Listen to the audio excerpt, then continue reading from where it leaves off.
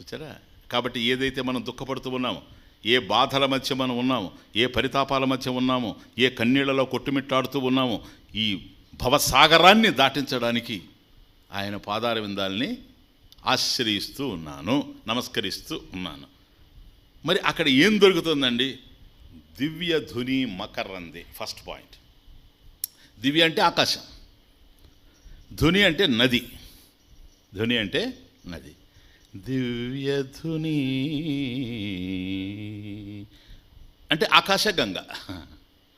ఆకాశంలో ఎక్కడుంది గంగ? ఉంది, అక్కడి నుంచే వచ్చింది.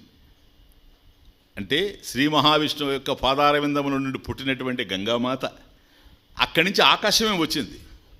ఆకాశము నుండి శంభుని శరంభు, సుశ్లోకంపైన హిమాద్రి, భువి ఇట్లా వస్తూ పోయింది గంగానది.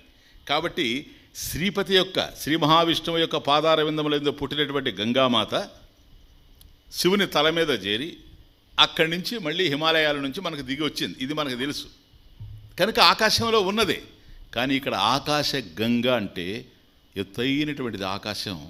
అవకాశ ప్రదాతృ ఆకాశ, అన్నిటికీ అవకాశం ఇచ్చేటువంటిది. కాబట్టి సమస్తమైనటువంటి విషయ జ్ఞానాలు ఈ ప్రపంచంలో ఏవైతే ఉన్నవో వాటన్నిటికీ అవకాశం ఇచ్చేటువంటి ఆత్మజ్ఞానం ఏదైతే ఉందో ఆ ఆత్మజ్ఞాన గంగ దివ్యధ్వని. ఇది శ్రీహరి యొక్క పాదార విందముల యందు మకరందం అది. కాబట్టి పుష్పములో, ఒక కమలములో ఎట్లాగైతే మకరందం ఉంటుందో, మకరందం అంటే తేనె, మకరందం అంటే తేనె. కాబట్టి ఎందుకు తుమ్మిద పోయి వాలుతుంది, షట్పది ఎందుకు పోయి పువ్వు మీద వాలుతుంది? అక్కడ తేనె ఉంది గనక. అయ్యా నువ్వు వెళ్ళేందుకు పీట దగ్గరకు వెళ్ళి విస్తర మీద వాలావంటే, అయ్యా నాకు అక్కడ భోజనం ఉంది, నేను తృప్తి చెందుతాను అంతే. కానీ ఇక్కడ కూడాను ఆ తుమ్మిద వెళ్ళి ఎప్పుడైతే కమలం మీద వాలిందో దానికి తృప్తినిచ్చేటువంటి, ఆనందాన్నిచ్చేటువంటి, హాయినిచ్చేటువంటి మకరందం అక్కడుంది. అందువల్లనే అక్కడికి పోతుంది. అంతా తిరిగి తిరిగి తిరిగి అక్కడికి వస్తుంది. ఇక్కడే నన్ను తృప్తిపరిచేది ఉంది అని. కాబట్టి మనం కూడాను సంతృప్తి లేకుండా ఈ ప్రపంచంలో అసంతృప్తితో ఉన్నాం కనుక మనకు సంతృప్తినిచ్చేటువంటిది ఆయన పాదార విందముల దగ్గరనే ఉంది కనుక దివ్య ధుని మకరందే. కాబట్టి భగవంతుని యొక్క పాదార విందముల యందు చరణ కమలములో ఉండేటువంటి మకరందం ఏది? దివ్య ధుని. ఇది జ్ఞానగంగ. అది జ్ఞానగంగే తేనె. ప్లీజ్, జ్ఞానగంగే తేనె. ఫస్ట్ పాయింట్ అక్కడికి అర్థం చేసుకోండి. దివ్య ధుని మకరందే, ఇది జ్ఞానగంగ. ఓకే.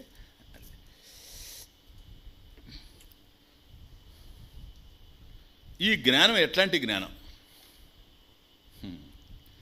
ఎందుకంటే జ్ఞానగంగ అన్నప్పుడు భగవంతుని యొక్క పాదార విందముల యందు లభ్యమయ్యేటువంటి జ్ఞానం ఎట్లాంటిది? ఇటువంటి జ్ఞానం మన అనుభవంలో కూడా ఉంది. ఈ ప్రపంచంలో అనేక జ్ఞానాలను మనం పొందుతున్నాం ఉదయం నుంచి. ఎవరు ఏ విషయం మీద పోతే దానికి సంబంధించిన జ్ఞానం వాళ్ళకు కలుగుతూ ఉంటుంది. కంప్యూటర్ నేర్చుకునేవాడికి కంప్యూటర్ సంబంధించినటువంటి జ్ఞానం ఉంటుంది. టైలరింగ్ నేర్చుకునేటువంటి వాడు టైలరింగ్ జ్ఞానం ఉంటుంది. టైప్ నేర్చుకునేటువంటి టైప్ జ్ఞానం ఉంటుంది. కాబట్టి ఏ ఏ పనులలో ఉంటాడో ఆ పనులకు సంబంధించినటువంటి జ్ఞానం ఈ ప్రపంచంలో మనిషి పొందుతూ ఉన్నాడు. మరి ఆ జ్ఞానాలకి ఈ జ్ఞానాలకి తేడా ఏంటి? అవన్నీ కూడా విషయ జ్ఞానాలు, విషయానికి సంబంధించినటువంటి జ్ఞానం. మరి ఆ జ్ఞానం సత్యమా అన్నప్పుడు సత్యం కిం? సత్యం అంటే ఏంటి? యదస్తి తత్ సత్యం, యదస్తి తత్ సత్యం. యత్ ఏదైతే అస్తి ఉందో అది సత్యం. ఈ స్టేట్మెంట్ సత్యమా? మళ్ళీ నెక్స్ట్, యదస్తి తత్ సత్యం. ఇదిగో చెబుతాను చూడండి. ఈ ఘటీ యంత్రం, గడియారం ఇది ఉంది కదా? ఉంది, ఎస్. ఇది ఉంది, ఆ ఫ్యాన్ ఉంది, వాటికి సంబంధించిన జ్ఞానం కూడా ఉంది. ఇది సత్యమా అనేది ప్రశ్న.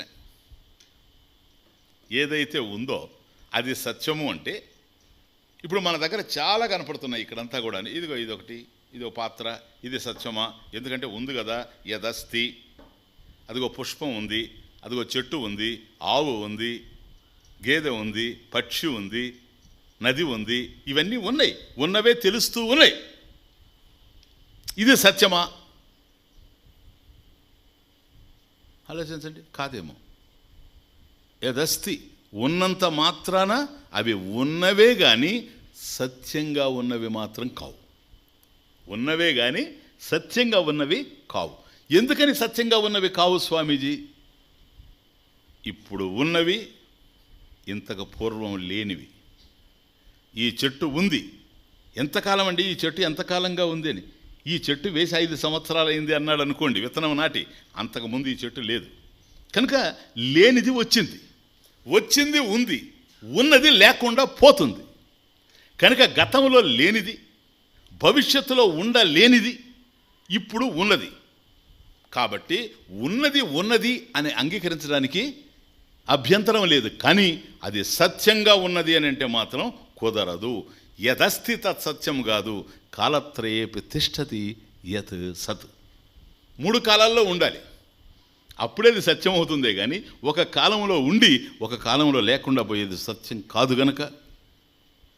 మరి కనిపిస్తూ ఉంది, అసత్యం అంటామా? అసత్యం అనలేం గనక, కనిపిస్తూ ఉంది గనక. కనిపిస్తూ ఉంది గనకనే సత్యం కాదు గనక. ఎందుకని? యదృశ్యం తన్నాశ్యం. కనిపిస్తూ ఉంది గనక సత్యం, కనిపిస్తూ ఉంది గనకనే సత్యం కాదు. కాబట్టి అదేంటి? లేనిది కాదు, ఉన్నట్టు తెలుస్తూ ఉంది. అట్లాగనే అది సత్యం అని చెప్పలేము, ఎందుకంటే లేకుండా పోతుంది. అది మిథ్య, దాని పేరు మిథ్య. అది మిథ్య అనేటువంటి పదం, ఆంటలాజికల్ వర్డ్ మిథ్య. ఎస్. కాబట్టి ఏవి ఉన్నా కూడాను ఈ ప్రపంచంలో సత్యంగా లేవు, మిథ్యగా ఉన్నాయి. అది తమాషా. మిథ్య అంటే అసలు లేనిదని కాదు, లేనిదైతే అసత్యం అవుతుంది. లేనిది కాదు, మరొక దాని మీద ఆధారపడి ఉండేది. ఒకప్పుడు ఉండి మరొకప్పుడు లేకుండా పోయేది. ఎప్పుడైతే ఒకప్పుడు ఉండి మరొకప్పుడు లేకుండా పోయేది అని అంటున్నామో, ఎప్పుడు? కాలములో. అది ఒక కాలములో ఉండి ఏదైనా సరే ఒకటే గుర్తుపెట్టుకోండి, ఏదైనా ఉంది అని అంటే ఒక కాలంలో ఉందని, ఒక దేశంలో ఉందని అర్థం. ఒక ప్రదేశం, టైమ్ అండ్ స్పేస్ ఒక కాలంలో ఉంటుంది. ఇప్పుడు ఈ దేహం మీకు కనపడతా ఉంది, ఈ కాలంలో ఉంది. ఇది 1946లో ఉండిందంటే లేదు, భవిష్యత్తులో ఉండబోదు ఇది. కాబట్టి ఏ దేహం అయితే మీకు కనపడుతూ ఉందో అది ఒక కాలంలో తెలుస్తూ ఉంది, ఒక ప్రదేశంలో తెలుస్తుంది. మళ్ళీ 1 గంట క్రితం ఒక గదిలో ఉంది, ఇప్పుడు వేదిక మీద ఉంది. మళ్ళీ ఉపన్యాసం అయిపోతానే మళ్ళీ యాగశాలకు పోద్ది, యాగశాల నుంచి మళ్ళీ గదిలో చేరిపోద్ది. చూచారా? కాబట్టి ఒక్కొక్క ప్రదేశంలో ఉండగలదే కానీ అంతటా ఉండేటువంటిది మాత్రం కాదు. అదొకటి అర్థం చేసుకోండి.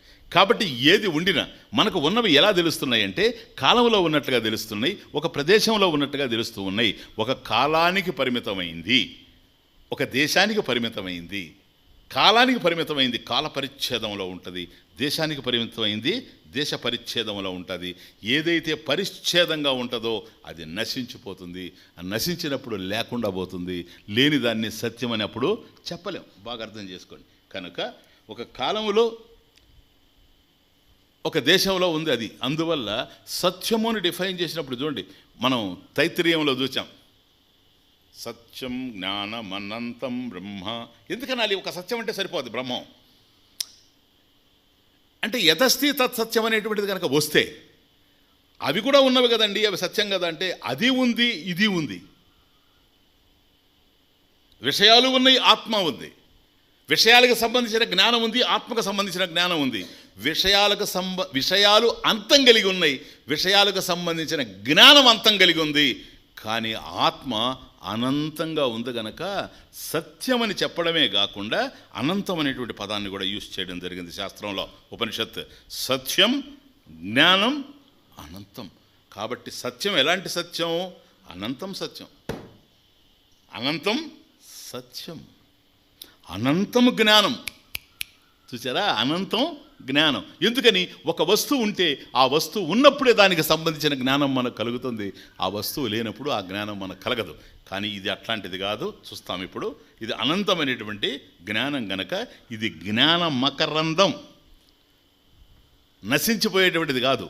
ఈ జ్ఞానం మృతం కాదు, అమృతం. అమృత జ్ఞాన స్వరూపం ఇది. కాబట్టి తెలియబడేది ఏదైనా జ్ఞానం కావచ్చు. కానీ విషయ జ్ఞానంలో ప్రధానంగా అర్థం చేసుకోండి. విషయ జ్ఞానంలో ఏమిటంటే జ్ఞాతృ జ్ఞాన జ్ఞేయ భేదం ఉంటుంది.